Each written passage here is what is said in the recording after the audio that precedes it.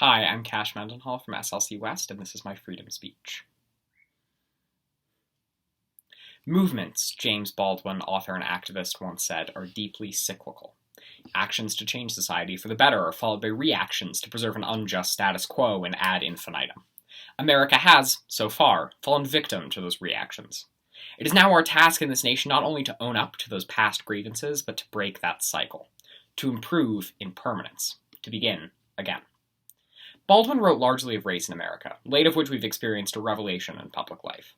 But his words feel pressing and immediate to nearly all topics, in a year that was beset by challenges and upheavals of an unprecedented scale long before an incumbent president was unseated. Protest is no different, and though it feels powerful in 2020, we have an interminably long road to walk in making America again a nation in which public disobedience is a hallmark of our democracy.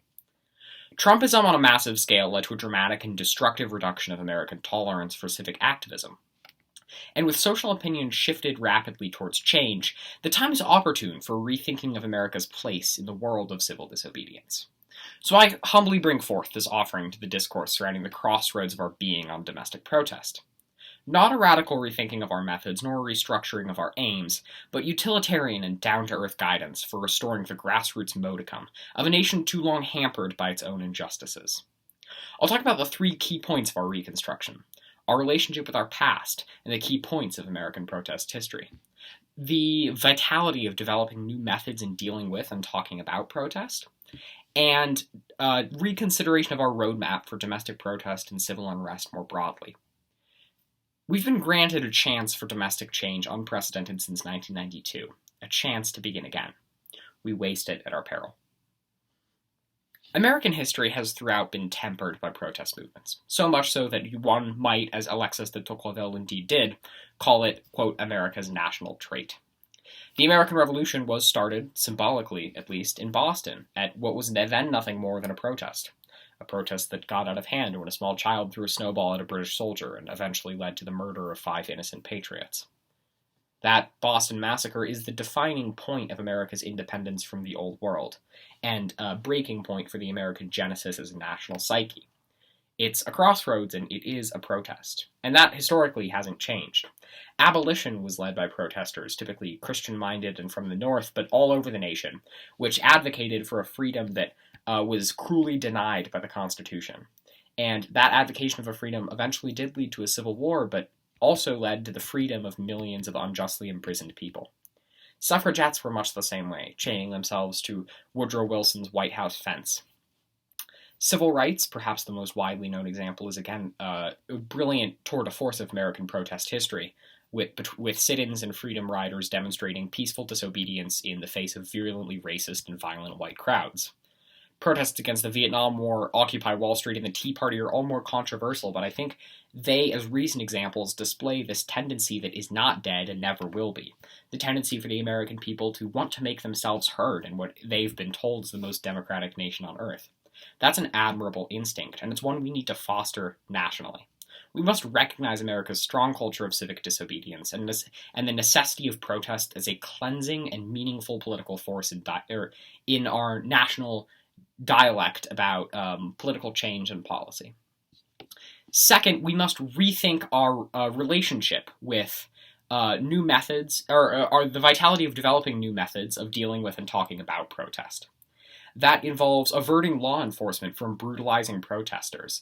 Examples of police violence all summer kicked off a round of protests in favor of justice for unjustly murdered people of color, and the police, in many cases, responded with more violence.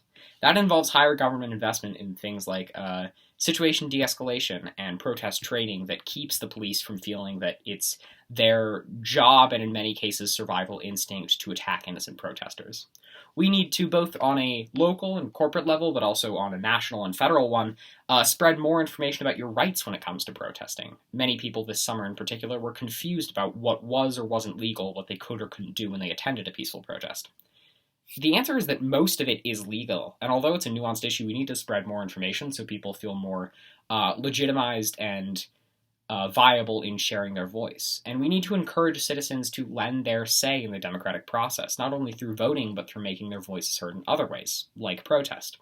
Lending legitimacy to a movement often increases with the legitimacy in which that movement behaves, too. and that should be exactly what we're going for. We also need to reconsider how we nationally will react to the next protest movement and the one after that, because they won't stop coming. And we need to simultaneously force a movement to clarify its goals and thinking, so it's not a confused mass of angry people with no clear policy goals or agenda in mind.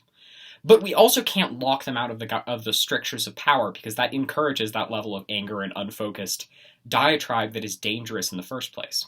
We need to invite them into the halls of decision-making to enact the possibility of serious and wanted reform.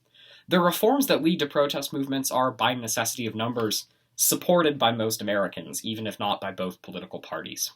And so it's necessary that we listen to protesters and don't simply vilify them on the evening news and talk about them as if they're uneducated or unaware of the injustices that are committed often to them by power structures nationally or socially. We need to rethink our long-term goals on changing this nation, and citizens often have the best idea for doing that. That is at the crux of American democracy, but that can't always come from voting. Many issues aren't on the ballot, and many things are so ingrained in the status quo as to be almost immovable by a single election alone. So we need to simultaneously elect reformers while also thinking about the way that we nationally, both socially, on a media context, and on a legal basis, react to protest movements. All these three threads combined are necessary. Since the close of the Second World War, America has internationally propped up dictators, criminals, and vicious warlords. At home, it has systemically robbed communities of their potential and victimized untold numbers of people. It's also pushed the world and this country towards a greater level of global equity and prosperity than ever seen before. Rebuilt continents ravaged by war, pioneered peaceful international alliances, and bettered the lives of millions. Beyond the debate about who we are that this year has brought us to, we are reaching a point of pressure in which a readjustment into the light is necessary. Through these 3 points, our relationship with our past and the key points of American protest history, the vitality of developing new methods of dealing with and talking about protest, and a reconsideration of our roadmap for domestic protest more broadly, we can complete this second genesis of modern American protest culture. It is not impossible, it is not out of the question, but it is necessary to break that cycle, to improve in permanence, to begin again. Thank you.